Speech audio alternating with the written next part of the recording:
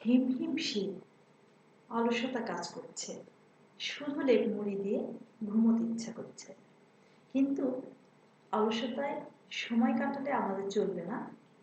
তোমাদের সামনে আমি অনলাইন নিয়ে আবারও ক্লাস নিয়ে উপস্থিত হয়েছি। শিক্ষার্থীরা, তোমরাও অলসতা ভেঙে ক্লাসটিতে অংশগ্রহণ করো। আজকে আবারও আমি অনলাইনের মাধ্যমে একটি নতুন ক্লাস নিয়ে তোমাদের সামনে এসেছি। আশা করি ক্লাসটি তোমাদের কাছে ভালো লাগবে। আমি চেষ্টা করব ক্লাসটি তোমাদের সামনে সহজ এবং স্বাভাবিকভাবে তুলে ধরতে, যেন আমার শিক্ষার্থীদের বুঝতে খুব কম সময় লাগে। সুপ্রিয় শিক্ষার্থীরা, আমার আজকের অনলাইন ক্লাসে তোমাদের সকলকে স্বাগত। আশা করি তোমরা প্রত্যেকেই ভালো আছো, সুস্থ সবল আছো। শীত বাড়ছে করোনার প্রকোপ। এই সময়ে আমাদেরকে অনেক বেশি সাবধান থাকতে হবে। আশা করি আমার শিক্ষার্থীরা এখন অনেক বেশি সচেতন এবং তারা সাবধানভাবে চলাফেরা করছে। এর আগেও আমি যে ক্লাস নিয়েছিলাম সেখানে আমার পরিচয় তোমাদেরকে জানিয়েছি। আজকেও আমার পরিচয়টা তবুও জানিয়ে দিচ্ছি। আমি পারভিন আক্তার, সহকারী শিক্ষক, নিউ টাউন বালিকা উচ্চ বিদ্যালয়, উপশহর, যশোর। আজকে আমি দশম শ্রেণীর ক্লাস নিতে এসেছি, হিসাব বিজ্ঞানের দশম অধ্যায় থেকে। শিক্ষার্থীরা, তোমরা প্রত্যেকে ক্লাসটি মনোযোগ সহকারে দেখবে এবং শুনবে। শিক্ষার্থীরা, চিত্রে তোমরা কি দেখছো? দেখছো একটি চায়ের দোকান, একটি ফটোকপির দোকান, তাই না? চায়ের দোকানে কিন্তু স্বল্প মূলধন বা স্বল্প অর্থ বিনিয়োগ করে এই ব্যবসাটা শুরু করা যায়। আর ফটোকপি মেশিন, এটা কিন্তু দাম বেশ, যার জন্য কিছুটা বেশি অর্থের প্রয়োজন, অর্থাৎ অধিক মূলধন বা অধিক অর্থের প্রয়োজন। চায়ের দোকান তো চা তৈরির জন্য সেখানে সামান্য কিছু বিস্কিট কলা রাখার জন্য কিন্তু অল্প টাকা নিয়েই সে ব্যবসাটা শুরু করতে পারবে। কিন্তু এখন যে ফটোকপি মেশিন, এই যে মেশিন কিন্তু এখন ডিজিটাল মেশিন বেরিয়েছে। এটা আগের মেশিনের চেয়ে এই মেশিনগুলো আরো বেশি কাজ করতে সুবিধা হচ্ছে, যার কারণে বর্তমানে প্রত্যেকটা ফটোকপি মেশিনের দোকানে দেখা যাচ্ছে যে এই ডিজিটাল মেশিন ব্যবহার করা হচ্ছে, যেগুলোর দামটা একটু বেশি। তাহলে চায়ের দোকান তো এই ব্যবসা করার জন্য যে মূলধন লাগবে তার তুলনায় বেশ কিছু টাকা বেশি লাগবে এই ফটোকপির দোকান করার জন্য।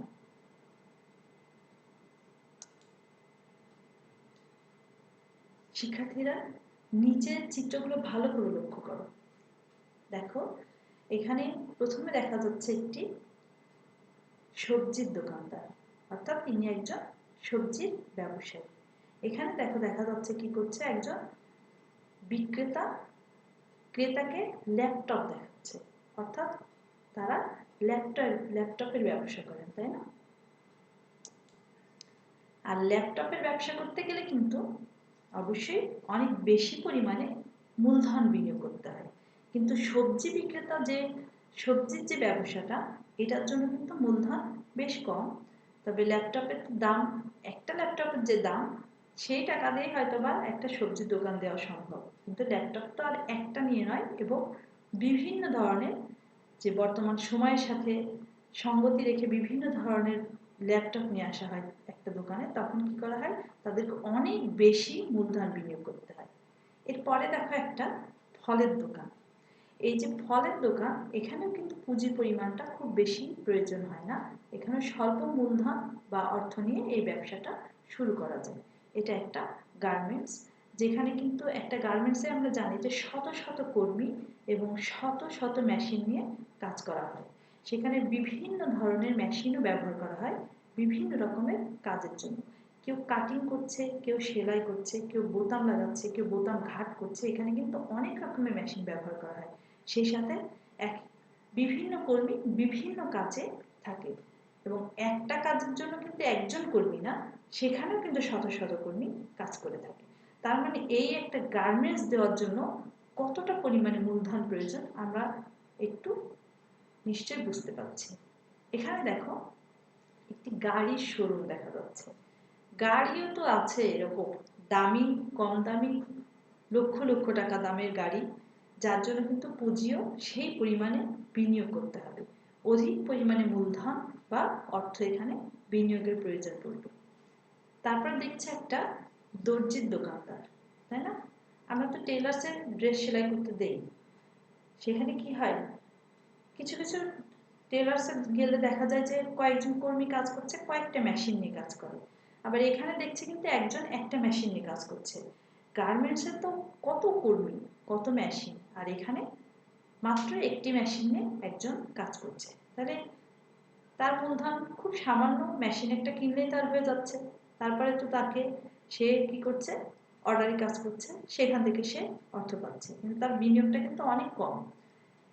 তবে প্রত্যেকটা ব্যবসায়ী এখানে, তাই না, এখানে একজন সবজি বিক্রেতা, একজন ব্যবসায়ী, এই যে ল্যাপটপ বিক্রি করছেন একজন ব্যবসায়ী, ফলের ব্যবসায়ী আছেন, এই যে গার্মেন্টস যারা মালিক তারাও একজন গার্মেন্টসের ব্যবসায়ী, এখানে হচ্ছে কি হচ্ছে গাড়ির যে ব্যবসায়ী ইনি একজন দর্জি, সে টেলারিং কাজ করে, তিনি একজন ব্যবসায়ী। এই প্রত্যেকটা ব্যবসায়ীদের কিন্তু একটা টার্গেট থাকে যে আমরা আমাদের ব্যবসাটা আস্তে আস্তে কি করব, বড় করব, এবং যে প্রতিযোগিতামূলক বাজারে নিজেদেরকে টিকিয়ে রাখার কিন্তু একটা প্রতিযোগিতা সবসময় চলতেই থাকে। এই জন্য প্রত্যেকটা ব্যবসায়ী একটা নির্দিষ্ট সময় শেষে বা একটা বছর শেষে তারা তাদের মোট দায়, সম্পদ, তারপর হচ্ছে পাওনা, এইগুলোর পরিমাণ কিন্তু তারা জানতে চায়।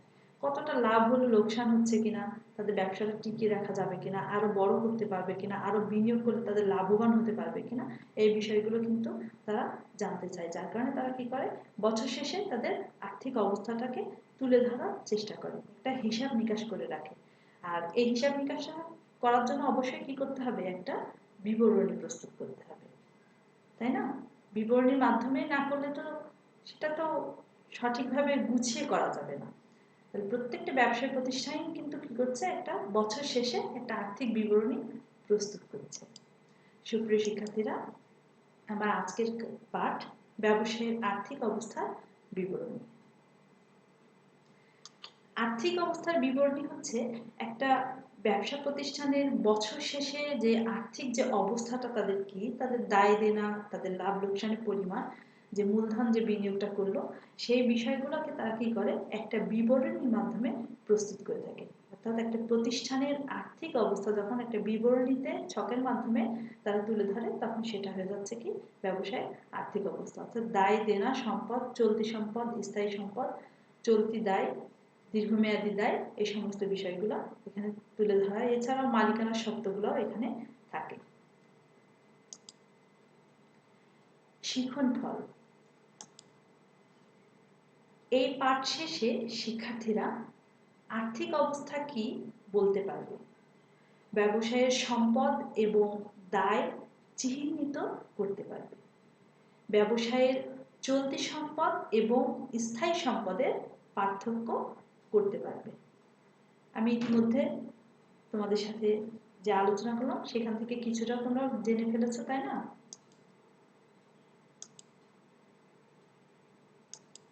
এখানে কি দেখছি আমরা, নগদ অর্থ। দেখো কতগুলো হাজার টাকার নোট দেখা যাচ্ছে, 500 টাকার নোট দেখা যাচ্ছে, 100 টাকার নোট দেখা যাচ্ছে। এগুলো কি, এগুলো হচ্ছে নগদ অর্থ। এটা কি দেখছি, একটি বিল্ডিং দেখছি, তাই না?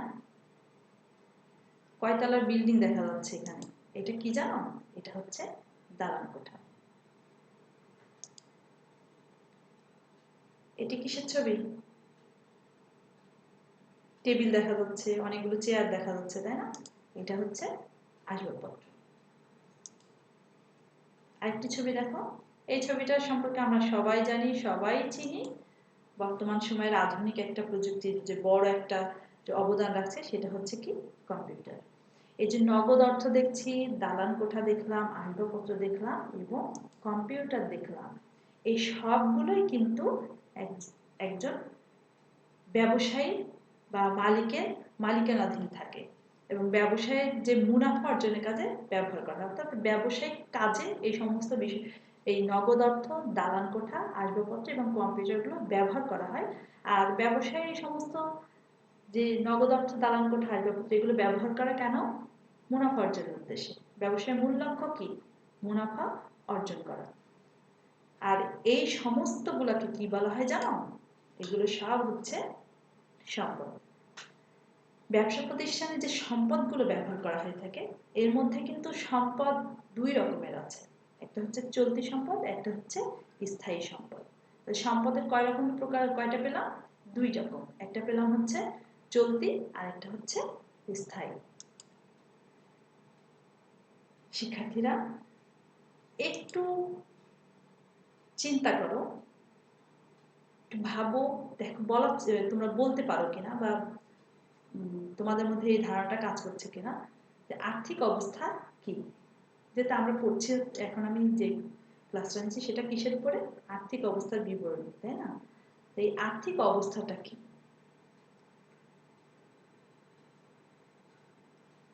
আসো কিছু চিত্র দেখো, খেয়াল করো। প্রথমটা কিসের দেখো তো? একটা ব্যাংক। চিত্রটা কিসের? একটা ব্যাংকের চিত্র।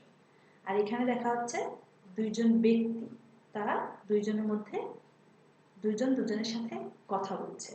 তাহলে এটা হচ্ছে একটা ব্যাংক। আর এইখানে যে প্রথম ব্যক্তিটি দেখা যাচ্ছে ইনি হচ্ছেন একজন ব্যাংকের ব্যবস্থাপক। আর তার সামনে যে ব্যক্তিটি বসে আছেন তিনি হচ্ছেন একজন ব্যবসায়ী। এই ব্যবসায়ী ব্যবস্থাপকের সাথে কিন্তু মূলত আলোচনা করছেন কি বিষয় নিয়ে? ঋণ নেওয়ার জন্য। এবং তিনি ব্যবস্থাপকের সাথে কথা বলে ব্যাংক থেকে ঋণও নিয়েছেন। এবং ঋণটা ব্যবসায়ী কোথা থেকে পরিশোধ করবেন? ব্যবসায়ী তো নিশ্চয়ই তার ব্যক্তিগত কাজের জন্য ওখানে ঋণ নেননি, তার ব্যবসা প্রতিষ্ঠান পরিচালনার উদ্দেশ্যে ঋণ নিয়েছেন। তাহলে তিনি এই ঋণটা পরিশোধ করবেন কোথা থেকে? তার ব্যবসা থেকে পরিশোধ করবেন। আর এই যে ঋণটা নিয়েছেন এটি হচ্ছে এই ব্যবসায়ীর একটি দায়। তার দায়টা কি বুঝতে পারছেন তো? যেহেতু একজন ব্যবসায়ী তার ব্যবসা প্রতিষ্ঠান বা ব্যবসায়িক কর্মকাণ্ড পরিচালনা করার জন্য সে ব্যাংক থেকে কিছু অর্থ নিয়ে আসছে, সেটা কিন্তু পরবর্তীতে প্রতিষ্ঠানের মূলধন হিসেবে বিনিয়োগ করা হচ্ছে। ঋণকৃত মূলধন এটা, তাই না? সে নিজস্ব মূলধনের সাথে সাথে কিছু আরো কিছু ঋণ নিয়ে আসছে। এই যে ঋণ যেটা নিয়ে আসছে এটা কিন্তু তাকে পরিশোধ করতে হবে, এক সময় তাকে দিয়ে দিতে হবে। এই যে যেটা দিতে হবে সে কিন্তু এখন দেনা হয়ে গেল। এই যে দেনা হলো এটাই হচ্ছে তার দায়। আর প্রশ্নটা কি ছিল? আর্থিক অবস্থা কি? আর ব্যবসায়ের আর্থিক অবস্থা বলতে একটু আগে যে সম্পদ দেখালাম, এই যে দায়। আর প্রত্যেকটা ব্যবসায়ী তার ব্যবসা যখন শুরুতে ব্যবসা শুরু করে তখন কিন্তু মূলধন বিনিয়োগ করে। এই সম্পদ, দায় এবং মূলধন, এটাকে আর্থিক অবস্থা বোঝানো হয়ে থাকে। সুপ্রিয় শিক্ষার্থীরা, তোমরা আরো কিছু চিত্র লক্ষ্য করো। দেখো তো এটা কিসের চিত্র দেখা যাচ্ছে? বুঝতে পারছি একটা দোকানই দেখা যাচ্ছে, কিছু এখানে মালপত্র দেখা যাচ্ছে, সে হয়তো বিক্রি করছে কিনা। দেখি কি বোঝানো হচ্ছে এখান থেকে? ইনি একজন ব্যবসায়ী বা বিক্রেতা। এই ব্যবসায়ী বা বিক্রেতা কি করছেন দেখো? একজন ক্রেতার কাছে কিন্তু বিক্রি করছেন, অর্থাৎ উক্ত ব্যবসায়ী ক্রেতার নিকট বাকিতে পণ্য বিক্রয় করছেন। ছবি দেখে ধারণা করা যাচ্ছিল না, সেহেতু এটা যখন আমি বর্ণনা দিলাম এখন তো তোমরা বুঝতে পারছো। ব্যবসা কিন্তু নগদেও হয় আবার বাকিতেও হয়। ব্যবসায় কিন্তু এটা প্রত্যেকটা ব্যবসায়ী দেখবা নগদ এবং বাকিতে হয়। তাহলে এখানে কি হচ্ছে? বাকিতে করছে, তাই না? বাকিতে বিক্রি করছে, বিক্রেতা ক্রেতার কাছে বিক্রি করছে পণ্য। আর উক্ত ক্রেতা পরবর্তীতে ব্যবসায়ীকে টাকা দিবেন। তার মানে যখন তিনি ব্যবসায়ীর কাছ থেকে বাকিতে পণ্য ক্রয় করছেন তারপরে কি করবে? এই টাকাটাতে সে ব্যবসায়ীকে পরিশোধ করবেন। আর এই যে ব্যবসায়ীর নিকট যে টাকাটা পরিশোধ করবেন, এই যে যে ক্রেতা যে বাকিতে পণ্যটা কিনলো, এই ক্রেতা এখন কি হয়ে গেলেন? তিনি বিক্রেতার কাছে দেনা হলেন। সেজন্য এনাকে বলা হচ্ছে এখন একজন দেনাদার। যদি ক্রেতা দেনাদার হয়ে থাকে তাহলে পাওনাদারকে, যেহেতু ওনার এটা দায় হচ্ছে সেজন্য উনি দেনাদার। আর পাবে হচ্ছে কে? বিক্রেতা। এজন্য বিক্রেতা হচ্ছে একজন পাওনাদার। এখানে চিত্র লক্ষ্য করো, কত টাকা দেখা যাচ্ছে, তাই না? এটা হচ্ছে নগদ টাকা, ব্যাংকে জমা দেওয়া, ব্যাংকের জমা। এখানে দেখা যাচ্ছে একজন দেনাদার আর মজুদ পণ্য। নগদ টাকা আমরা দেখছি, ব্যাংক জমা আছে, দেনাদার আর মজুদ পণ্য। নগদ টাকা ছাড়া এই যে ব্যাংকে জমা দিচ্ছে ব্যবসায়ের অর্থ, ব্যাংকে গিয়ে জমা দেওয়া হচ্ছে। দেনাদার আমরা একটু আগে দেখলাম যে দেনাদার কোন কাকে বলছি, যে একজন বিক্রেতার কাছ থেকে যখন ক্রেতা কিনে নিয়ে যাচ্ছে বাকিতে, তখন তিনি কিন্তু দেনাদার হয়ে যাচ্ছেন, পরবর্তীতে সে টাকাটা কিন্তু পরিশোধ করবে। মজুদ পণ্য, কোন একটা ব্যবসা যখন করা হয়, যে কোনো বিষয় নিয়ে, যে কোনো কিছু নিয়ে, কিছু মাল পণ্য নিয়ে তো ব্যবসা করা হয়ে থাকে, তাই না? তখন কি করা হয়, কিছু পণ্য আমরা স্টক বলি, যেটাকে মজুদ করে রাখা হয়ে থাকে। তাহলে এই মজুদ করে রাখা যায়, এটা হচ্ছে বলা হয় মজুদ পণ্য, যেগুলোকে মজুদ করে রাখা হয় গুদামে। এই নগদ টাকা ছাড়া এই যে অন্যান্য যে সম্পদগুলো আমরা দেখছি, এগুলোকে পরবর্তীতে কি করা হয়, এগুলো নগদে সহজে রূপান্তর করা যায়।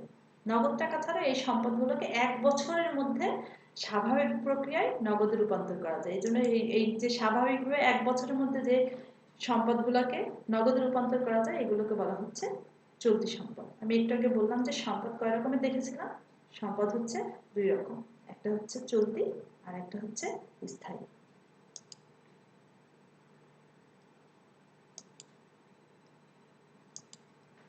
শিক্ষার্থীরা স্ক্রিনের দিকে খেয়াল করো, একটা টাইপ মেশিন, ল্যাপটপ, এটাকে একটা ট্রাক, এগুলো হচ্ছে আসবাবপত্র। টাইপ মেশিন, ল্যাপটপ, ট্রাক আর আসবাবপত্র, এগুলো হচ্ছে স্থায়ী সম্পদ। কিভাবে বুঝবো স্থায়ী সম্পদ? যেগুলো দীর্ঘদিন ধরে ব্যবসায়ে ব্যবহার করা হয়, সেই সম্পদগুলো হচ্ছে স্থায়ী সম্পদ। চলতি সম্পদ কিন্তু 1 বছর বা স্বল্প সময়ে যেগুলো ব্যবহার করা চলমান প্রক্রিয়ায় থাকে যেগুলো। আর স্থায়ী সম্পদ কিন্তু একটা দীর্ঘ সময় ধরে ব্যবহার করা হয়ে থাকে। এই যে টাইপ মেশিন কিন্তু দীর্ঘদিন ধরে ব্যবহার করা হবে, ল্যাপটপটাও, আসবাবপত্র, এছাড়া আমরা যে বিল্ডিং দেখেছিলাম সেটাও কিন্তু দীর্ঘদিন ধরে ব্যবহার করা হয়ে থাকে। এই দীর্ঘকাল ধরে যখন ব্যবসায়গুলো ব্যবহার করা হয়, সেগুলো হচ্ছে কি স্থায়ী সম্পদ। শিক্ষার্থীরা, তোমরা তো বিদ্যালয়ে পড়াশোনা করো, তোমরা নিশ্চয়ই লক্ষ্য করো তোমরা কোথায় বসছো। একটা রুমের মধ্যে বসো, সেখানে বেঞ্চ থাকে, সেখানে একটা সামনে টেবিল থাকে, চেয়ার থাকে, বোর্ড থাকে, ফ্যান থাকে। এই যে এখান থেকে এখন তোমাদেরকে স্থায়ী সম্পদ আর চলতি সম্পদের একটা তালিকা প্রস্তুত করতে হবে। নিজেদের মধ্যে আলোচনার প্রেক্ষিতে তোমরা নিজেরা আলোচনা করো যে স্থায়ী সম্পদ কোনগুলো একটা বিদ্যালয়ে, আর চলতি সম্পদ কোনগুলো। আলোচনার প্রেক্ষিতে এখন আমি আশা করি তোমরা এই উত্তরগুলো দিতে পারবে।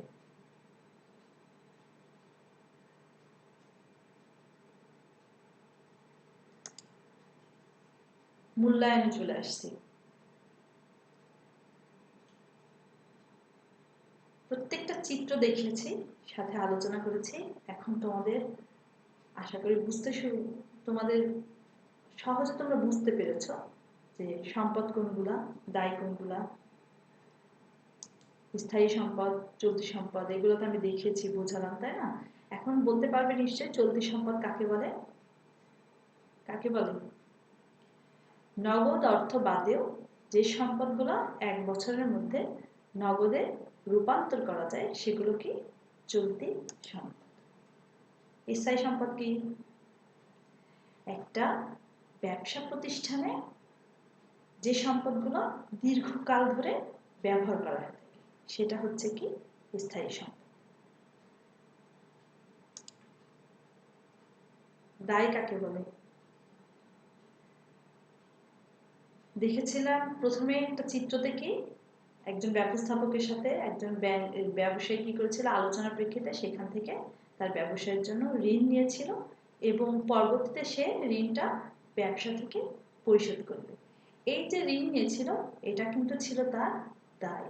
অর্থাৎ যখন কোথা থেকে এভাবে কোনো কিছু, আবার আরেকটা দেখেছিলাম কি, যে একজন ক্রেতা বিক্রেতার কাছ থেকে বাকিতে পণ্য কিনছে এবং তার পরবর্তীতে সে কি করবে, এই পণ্যের যে মূল্যটা সে পরে কিন্তু পরিশোধ করবে। এই যে সে দেনা হয়ে যাচ্ছে, তাই না? এটা তাকে দিতে হবে একটা সময় পর, নির্দিষ্ট সময় পরে তাকে এই যেটা দিয়ে দিতে হবে, সেটাই হচ্ছে মূলত দায়। তাহলে সম্পদ দেখলাম কি? চলতি সম্পদ, যেটা হচ্ছে চলমান অবস্থায় সবসময় ব্যবহৃত হচ্ছে, স্বল্প সময়ের জন্য ব্যবহার হয়, বা নগদ টাকা বাদেও কিছু সম্পদ থাকে যেগুলো 1 বছরের মধ্যে সহজে নগদে রূপান্তর করা যায়, সেটা হচ্ছে কি? চলতি সম্পদ। আর স্থায়ী সম্পদ কোনটা দেখলাম? দালান কোঠা দেখলাম, আসবাবপত্র দেখলাম। দেখো দালান কোঠা তো আমরা যে বাড়িতেও বাস করি, দেখো সেগুলো কিন্তু দীর্ঘকাল ধরে দেখা যায় বসবাস করা হয়, মাঝে মধ্যে একটু রং চং করা হয়, এই আর কি। তাছাড়া আমাদের বিদ্যালয়ে দেখো যে আর ইয়ে থাকে, বেঞ্চগুলা থাকে, যে ফ্যানগুলো থাকে, এগুলো কিন্তু আমরা দেখা যায় এমনও হয় যে আমরা দীর্ঘদিন ওখানে দীর্ঘ বছর পড়াশোনা করে চলে আসার পরে ওগুলো কিন্তু ওভাবে ব্যবহার করা হচ্ছে।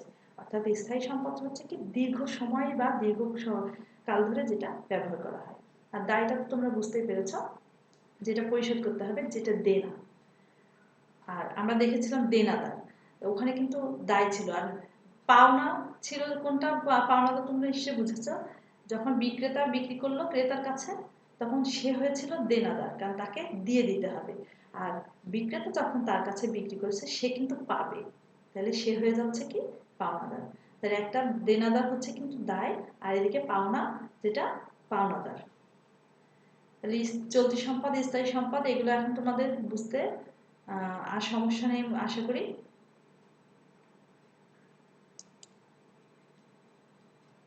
এখন চলে যাব বাড়ির কাজে। প্রত্যেককে এই যে বাড়ির কাজটা দেওয়া হচ্ছে, তোমরা তোমাদের খাতায় এটা তুলে নেবে। নিম্নের তথ্য থেকে মোট সম্পদ ও মোট দায়ের পরিমাণ নির্ণয় করো। এখানে সম্পদ কোনগুলো আছে সেগুলো তুলবে এবং সেগুলো যোগফল বের করবে, আর দায় কোনগুলো সেগুলো তুলে তার যোগফল বের করবে। তাহলে মোট দায় কত, সম্পদ কত আছে, মোট দায় কতটা আছে, সেটা তোমাদেরকে এখান থেকে নির্ণয় করতে হবে। প্রত্যেকে তোমাদের খাতায় তুলে নাও। দেনাদার আছে, তারপরে হচ্ছে আসবাবপত্র, নগদ জমা, বন্ধকি ঋণ, বকেয়া বেতন, পাওনাদার, যন্ত্রপাতি, অফিস সরঞ্জাম, আসবাবপত্র, ব্যাংক জমাতিরিক্ত, ভ্যান গাড়ি, অব্যবহৃত মণিহারি। তোমরা টাকাগুলো উল্লেখ সঠিকভাবে তুলে নিও।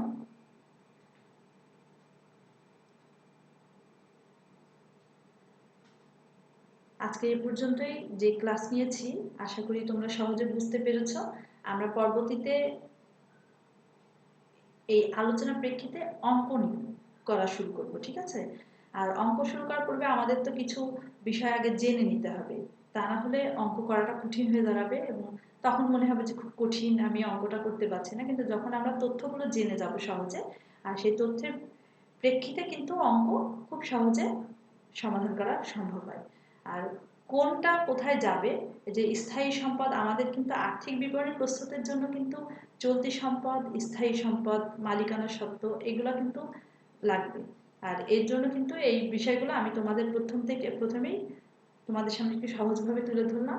পরবর্তীতে আমি অঙ্ক শুরু করব, আর্থিক বিবরণীর যে শুরুটা, সেই অঙ্কের শুরু যেটা, সেটা এখানটায় শেষ করছি। আর পরবর্তী সময়ে আমরা যখন অঙ্ক শুরু করব, আশা করি তোমরা প্রত্যেকে সেই অঙ্কটা সহজে সমাধান করতে পারবে, সহজে বুঝতেও পারবে। আজকের ক্লাসটা আশা করি তোমরা সহজে বুঝতে পেরেছ আর ভালো লেগেছে তোমাদের। পরবর্তীতে আবারও তোমাদের সামনে ক্লাস নিয়ে হাজির হব। সে পর্যন্ত তোমরা ভালো থাকো, সুস্থ সবল থাকো। প্রত্যেকে খুব সাবধান থাকবে, শীত বাড়ছে, করোনা বাড়ছে, তোমরা খুব সচেতনতার সাথে চলাফেরা করবে। আর মাস্কবিহীন কেউ যেন বাহিরে যাবে না। অবশ্যই তোমরা সামাজিক দূরত্ব বজায় রাখবে।